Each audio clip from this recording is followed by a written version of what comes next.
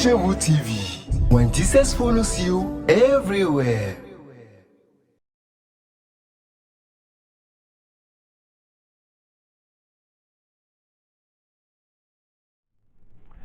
Shalom, shalom, très chers téléspectateurs et internautes de la Christ Chevo TV. Dieu vous bénisse ce matin. Merci encore d'être au rendez-vous de notre émission préférée, Rendez-vous Pasteur. Et nous recevons l'homme de Dieu que vous connaissez déjà sur ce plateau, le prophète Daniel Douga, dans le thème le ministère du chantre. Beaucoup de personnes ne savent pas que être chantre, c'est un ministère. Beaucoup de personnes ne comprennent pas l'œuvre du ministère, l'œuvre du chantre. Alors ce matin, par la grâce de Dieu, le Seigneur nous envoie son serviteur pour nous permettre de comprendre davantage. Christ Chevo TV. Alors, homme de Dieu, soyez le bienvenu. Merci beaucoup, pasteur. Comment vous allez? Nous rendons grâce à Dieu. Gloire à Dieu. Et le ministère?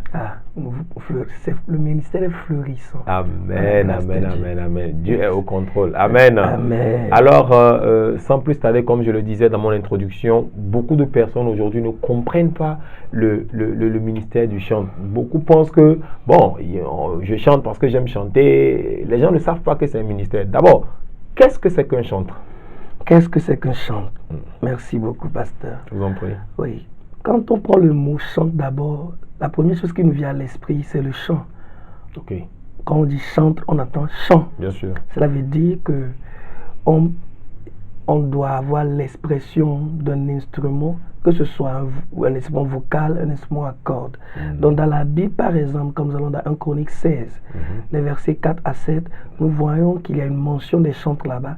Et il n'y a pas une distinction entre les musiciens et les vocalistes. Donc Dieu la Bible les considère comme des chantres. Et ce sont des personnes qui sont mises à part pour l'adoration, pour servir Dieu, pour louer Dieu et principalement pour amener le peuple de Dieu dans la présence de Dieu. Wow. Des mises à part. J'allais tout à l'heure poser la question, quelle est la différence en fait entre le chantre et les autres formes de chanteurs ou les autres types de chanteurs. Mais je peux rapidement noter déjà que vous venez d'emboîter le pas en parlant de mise à part. Est-ce que vous avez quelque chose à ajouter par rapport à ça, à la différence? Parce que beaucoup n'arrivent pas à faire la différence quand il s'agit de chanteurs. Voilà. Il y a certains qui sont dans le gospel. Est-ce qu'ils sont tous des chanteurs parce qu'ils sont dans le gospel? Voilà. D'accord. Le fait que j'ai une belle voix ne veut pas dire que je suis un chanteur. Ok. Parce que être un orateur accompli ne fait pas de toi un prédicateur. Pour être un prédicateur, il faut un appel. Connaître la Bible ne fait pas de toi un homme de Dieu. Okay. Il faut un appel pour cela.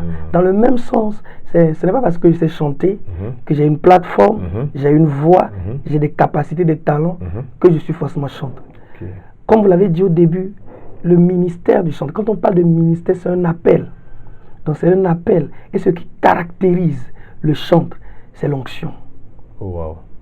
Ce qui caractérise le chant, c'est l'onction. Oui. Ok, différemment des autres formes de chanteurs. Oui, par exemple, quand on prend un artiste, il fait une carrière. Même s'il chante Jésus. Chanter Jésus, ça fait juste de toi un artiste gospel. Voilà. Tu as choisi que le produit que tu vas véhiculer, c'est du gospel. Cela ne veut pas dire que tu es chanteur. Donc, un artiste a une carrière, un chanteur a un ministère. Oh wow. Un artiste a une carrière et un chanteur a un ministère. Wow. Alors ça permet déjà à nos jeunes frères, à nos jeunes sœurs qui sont dans le domaine du chant ou bien dans le ministère du chant de comprendre en fait que c'est pas un appel qu'on peut accéder à cela. Yes. Ok, gloire à Dieu. Alors, quand nous parlons de cela, à part l'appel ou bien au-delà de l'appel, comment est-ce que quelqu'un peut devenir un chanteur? Est-ce que ça veut dire que quand tu es appelé au ministère du chant, tu rentres automatiquement dans le ministère? Non. Comment est-ce qu'on devient un chanteur? Merci beaucoup pour la question. Oui, comment est-ce qu'on devient chanteur? Vous savez, d'abord j'aimerais revenir un peu en arrière par rapport à quelque chose. Voilà. La première fois que David va instituer, parce que c'est David qui a institué l'ordre des chanteurs. Et David n'a pas pris les chants n'importe où. Il l'a pris dans le corps des Lévites. Amen. Les Lévites, ce sont des hommes de Dieu, des gens qui sont mis à part pour Dieu. Donc, un chanteur est aussi serviteur de Dieu comme un prophète, un apôtre, peu importe. Okay. Les chanteurs ne savent pas ça. Effectivement. Ils sont serviteurs de Dieu. Donc, au-delà de l'appel, maintenant je suis appelé. J'ai un ministère de chant. Comment je peux devenir un chanteur? Il faut être suivi.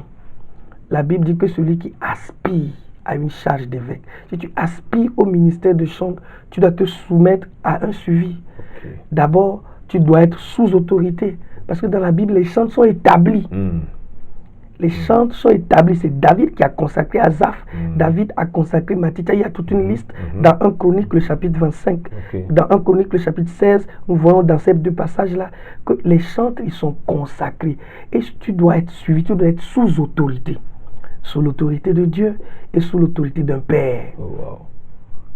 Sous l'autorité de Dieu et sous l'autorité d'un père. Voilà que vous venez de lâcher le mot parce que aujourd'hui il y a beaucoup de chantres qui ne veulent plus se soumettre à l'autorité d'un père. C'est là où je voulais en fait poser la question, est-ce qu'on pouvait parler de chantres indépendants? D'accord. Si tu aspires à un ministère de chantre indépendant, ça veut dire que tu t'es inspiré de Lucifer. Et il est le porteur de lumière. Et c'est lui qui exerçait ce ministère de louange dans la présence de Dieu. Donc, qu'est-ce qui lui est arrivé? C'est le même piège qui guette tous les chantres. Vous savez, la musique, c'est quelque chose. Le chant, c'est quelque chose qui touche l'âme. Et chaque fois que tu produis le chant, tu t'attires les acclamations des autres. Tu oublies qu'au fait, tu sers Dieu. Et le chant peut se perdre dans le mouvement et commencer par vouloir. Et au fait, c'est ce désir-là.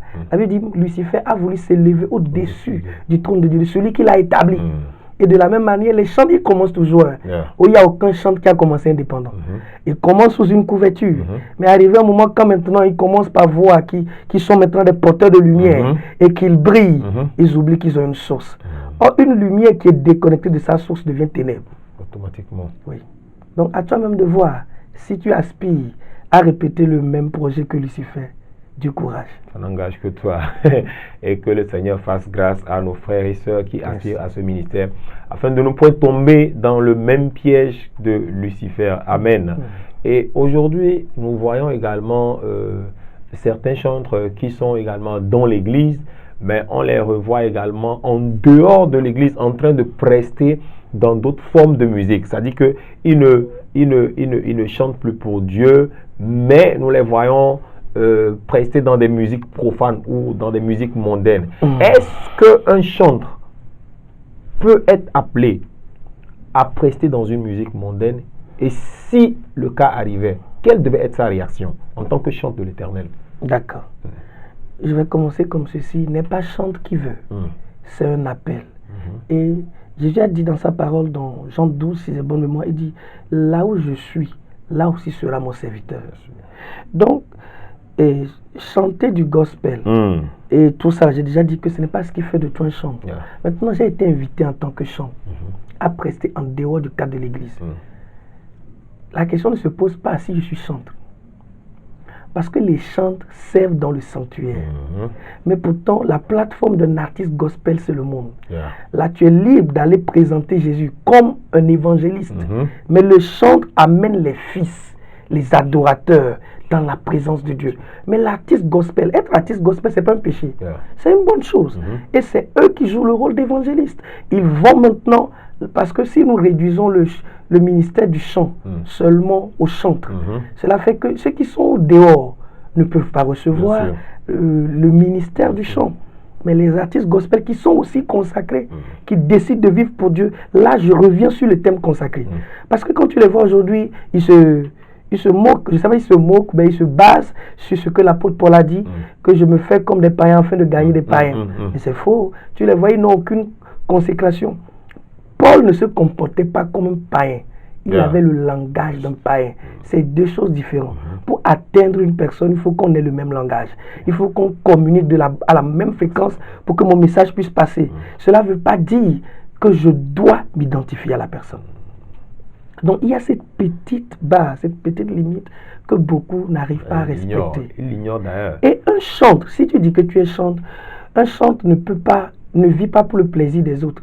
Un chantre ne peut pas aller chanter pour faire danser les gens. Un chantre n'est pas un ambianceur.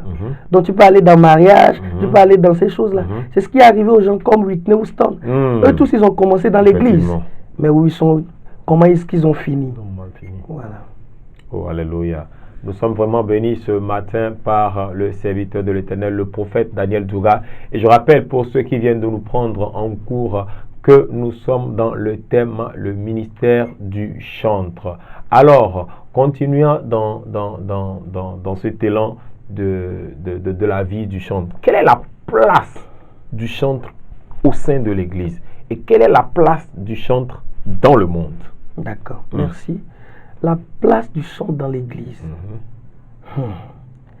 Je dis souvent, à mon avis, il y a 3 ministères très sensibles. Il y a la place du chantre, le ministère de louange, le ministère d'intercession et le ministère d'évangélisation. Selon moi, c'est des ministères qu'il ne faut pas négliger dans une église. Pourquoi? Parce que dans la Bible, les chantres précédaient toujours le mouvement de Dieu. Et tout mouvement de Dieu est précédé par un son. Le jour de la Pentecôte, on a dit, on a entendu un bruit. Comme un peu dans la vallée des ossements desséchés, il y a eu un bruit. Avant que Dieu ne se révèle à Moïse sur la montagne, il y a des bruits. À Élie, il y a des bruits, mais Dieu n'était pas dans le bruit. Le son précède le mouvement de Dieu.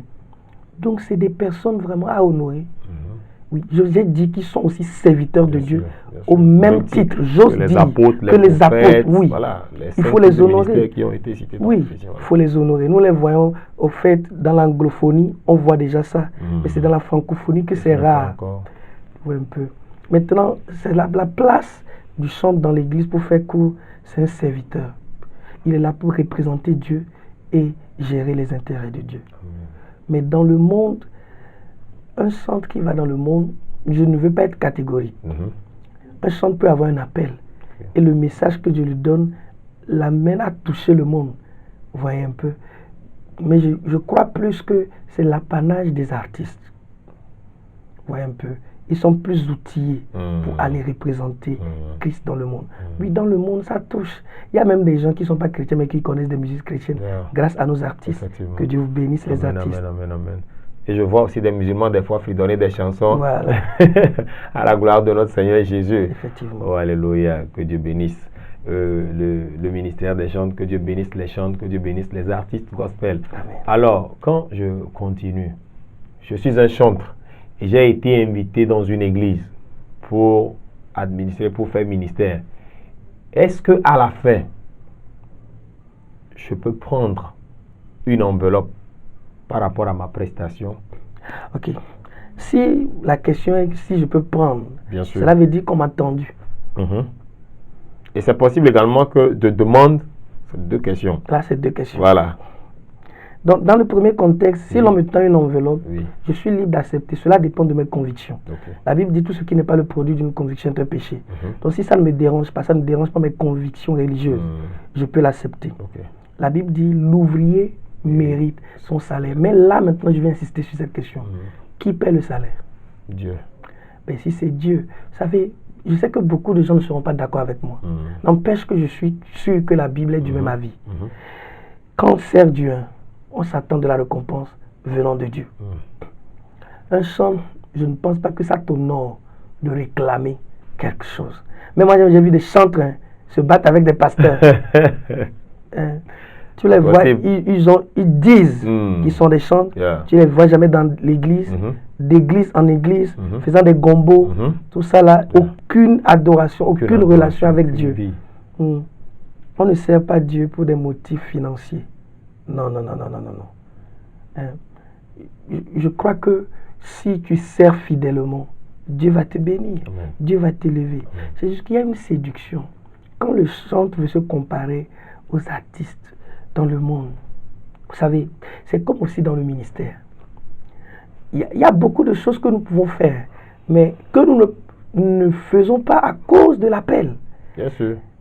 Tout est permis, mais tout n'est pas utile. Donc le chantre doit comprendre cela. Si on me tend une enveloppe, je dis bien, ça dépend des convictions. Tu peux accepter. Mais réclamer, je trouve que ce n'est pas bien. Réclamer, ce n'est pas bien. Bien aimé, un jour, j'étais confronté à un chantre et il était en train de m'expliquer que les hommes de Dieu ne nous honorent pas. Et voilà, ils ne savent pas que nous aussi, nous sommes des serviteurs de Dieu au même titre qu'eux. Et sincèrement, le jour-là, ça m'a fait tiquer. J'ai dit, c'est vrai, mais un chantre de l'Éternel, c'est un serviteur. Mais est-ce que tu as besoin de crier sur tous les toits pour l'honneur qui t'est dû, est-ce que tu as besoin de crier sur tous les toits? Est-ce qu'un chantre peut réclamer son honneur? Ok.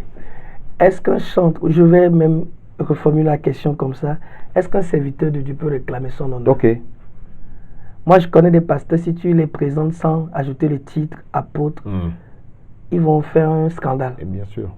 Mais qu'est-ce que c'est que ces choses-là?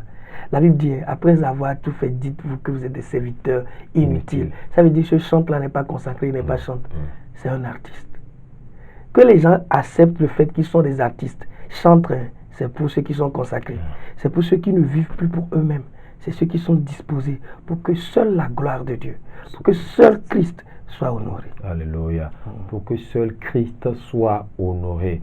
Bien-aimé, je rappelle encore une fois que nous sommes dans le thème le ministère du chantre et nous sommes en train de comprendre aujourd'hui beaucoup de petites différences, beaucoup de nuances qui sont en train aujourd'hui de détruire le ministère des chantres que nous voyons dans l'église. Alors, pratiquement mon avant-dernière question aujourd'hui, homme de Dieu, vous qui êtes dans le ministère, vous êtes passé par cette étape-là d'adorateur, vous avez servi le Seigneur à travers ce ministère du chant. Quel conseil vous pouvez aujourd'hui donner? Parce que quand on ne dit pas ça, les gens pensent que vous êtes en dehors du ministère, vous ne comprenez pas. Voilà.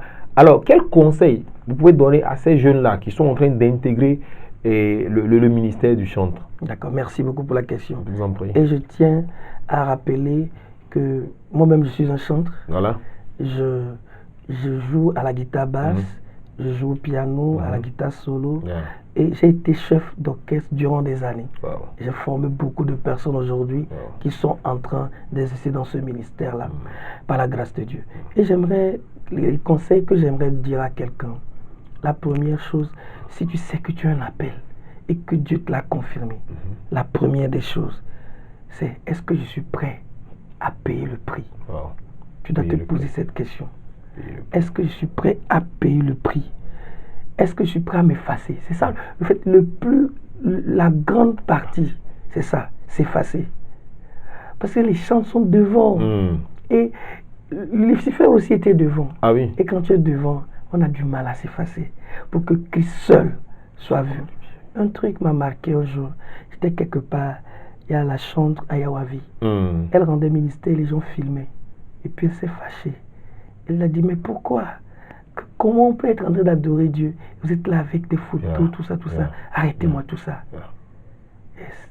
Les gens étaient offensés, mais le jour-là, j'étais à la basse. Je me suis réjoui au fait. J'ai dit, oui, c'est de ça qu'il s'agit. C'est de ça qu'il s'agit vraiment. Les gens sont en pleine culte, en pleine adoration, et ils font un snap. Ils disent, non, c'est chaud quoi. Et ils prennent le temps de snapper. Non, ce n'est pas normal. Donc, la première chose, c'est ça. Suis-je prêt à payer le prix? Maintenant, deuxième chose, il faut se faire former. Alléluia. Amen. La musique, c'est là de combiner les sons de manière agréable à l'oreille. Il ne faudrait pas aussi que tu sois trop consacré. Et puis tu arrives, tu chantes, tu nous casses les tympans. Tu n'arrives pas à respecter le tempo, la tonalité, tu n'as aucune. Tu ne t'y connais en rien. Pardon. Il faut te faire former. Alléluia. Amen. Et il faut rechercher la grâce et l'onction. Si ce n'est pas la grâce, ce n'est plus par effort. Demande la grâce. Le Seigneur va t'aider. C'est par grâce qu'on marche avec Dieu. C'est par grâce qu'on sert Dieu. Demande à Dieu la grâce. Il va te soutenir. Amen. Avec la grâce, tu iras loin. Amen. Et l'onction t'aidera, te facilitera la tâche. Et il faut maintenir le flot. Beaucoup de chantres ne savent pas maintenir le flot. Vous savez, j'ai remarqué ça. Par exemple, on est à l'église. Quelqu'un vient pour faire la prière d'ouverture. Il monte. Disons de 0, il monte à 5. On amène les chantres pour faire maintenant l'adoration. Et le chant de 5, au lieu de nous amener à 10, le chant nous ramène à 1. Beaucoup de soi-disant chantres, c'est ce qu'ils font. Pourquoi? Il faut savoir maintenir le flot. Quand tu es quelque part, tu es au ministère, même si vous êtes dans un concert, vous êtes dans un salon d'adoration, vous êtes plusieurs chantres. Quand ton frère a rendu ministère, on doit te passer le témoin. Assure-toi de bien prendre et de maintenir le flot. Et ça s'apprend. Dans le lieu secret, prie et dans les exercices. Et pour finir, j'ai gardé le meilleur pour la fin. Vous devez être sensible au Saint-Esprit. Sans ça, vous avez échoué. Déjà. Le Saint-Esprit, c'est rare de voir aujourd'hui des chants de recevoir des chants improvisés. C'est très rare. C'est toujours un répertoire calé. Non. La Bible dit, hein, oubliez les choses anciennes car je suis le point de faire des choses nouvelles. Moi, des fois, je suis en train de rendre ministère, je reçois des chants. Yes. Et souvent, c'est des chants qui viennent avec des atmosphères très, très chargées et des dépôts puissants. Et je crois que tout le monde peut accéder à cette dimension si seulement si nous payons le prix et nous nous disciplinons. Tout le monde peut accéder à cette dimension si et seulement si nous payons le prix et nous nous disciplinons. Yes. Et voilà, je disais que c'était pratiquement à la fin de cette émission. Oui. Nous avons reçu ce matin le prophète Daniel Douga. Alors, homme de Dieu, il y a beaucoup de personnes qui vous ont regardé, qui veulent encore ou qui souhaiteraient encore que nous continuions, peut-être qui ont des questions que nous n'avons pas évoquées ici et qui voudraient en fait les poser. Alors, est-ce que vous pouvez quand même leur donner votre adresse pour que dans les commentaires ou en inbox, qu'ils puissent vous rejoindre et vous poser des questions. S'ils sont encore restés sur leur soif, alors là, ils pourront être satisfaits. D'accord. Déjà, ils peuvent nous laisser des messages sur le mail divineencounterchurch1@gmail.com. Comment vous appelez Divine Encounter? D-I-V-I-N-E et Encounter, Voilà. E-N-C-O. C'est collé, non? Oui. Ok. E-N-C-O-U-N-T-E-R. Voilà. 1@gmail.com. Ok. Je suis sur Togocel plus 228 92 87 48 98 92 87 48 98. Pour ceux qui veulent me rencontrer en personne, nous sommes basés à Adidogome Sagbado. Quand vous arrivez, vous quittez l'église catholique de Wanyomé, tout droit, juste après la mosquée Rama, à gauche, l'avant avant la station Yatenko Sagbado, juste tout droit. Vous n'allez pas vous perdre. Oh, alléluia. C'est une bénédiction aujourd'hui de vous recevoir, homme de Dieu. Alors, nous sommes également très réjouis d'avoir appris encore de nouvelles choses parce que dans la présence de Dieu, il y a toujours des révélations qui viennent, des choses auxquelles vous ne vous attendez pas. Et ce matin, le Seigneur a chargé quelqu'un à travers cette émission. Nous sommes dans l'émission, comme je le dis, Rendez-vous Pasteur sur la chaîne Christ chez vous TV. Alors bien-aimés, nous vous disons merci pour votre attention et merci encore pour avoir accepté de passer ce temps en présence de Dieu et en présence de notre invité du jour. Alors, encore rendez-vous pour une prochaine émission sur la Christ chez vous TV. Bye bye, que Dieu vous bénisse.